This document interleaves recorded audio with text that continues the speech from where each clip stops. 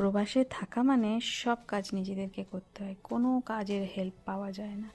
তো এখানে যখন বাইরের খাবার খেতে ইচ্ছা করে, মানে আমাদের দেশের, নিজেদেরকেই বানাতে হয়। যেমন আজকে বানিয়েছি ইডলি সাম্বার আর টমেটোর চাটনি। টমেটোর চাটনির জন্য এই যে 2 রকমের ডাল নিয়েছি, একটু তেলে ভেজে কারি পাতা রসুন দিয়ে টমেটো ভেজে মোটামুটি গ্রাইন্ড করে নিলেই একটা, ধনেপাতা একটু নুন দিয়ে গ্রাইন্ড করে নিলেই মোটামুটি একটা চাটনি রেডি। এদিকে সাম্বারের জন্য আমি একটু মসুর ডাল অরড় ডাল সেদ্ধ করে নিয়ে কড়াইতে দিয়েছি সর্ষে কারি পাতা আর একটু বিরির ডাল, পেঁয়াজের ফোড়ন দিয়ে আর যত রকমের সবজি আছে সব ছোটো ছোটো করে কেটে হালকা ভেজে সাম্বার মশলা ডাল নুন হলুদ দিয়ে মোটামুটি একটা সাম্বার ডাল রেডি। সঙ্গে একটু তেঁতুলের চাটনি, মানে তেঁতুলের গোলা আর কি। এদিকে ব্যাটারটা আমি আগেই করে রেখেছিলাম, ব্যাস ব্যাটার দিয়ে রেডি।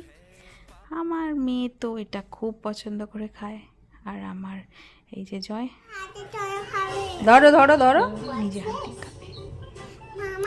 যাই হোক, এইভাবে সকালের ব্রেকফাস্টটা আমাদের খেয়েছি তুলতুলে ইডলির সঙ্গে সাম্বার আর টমেটো চাটনি দিয়ে।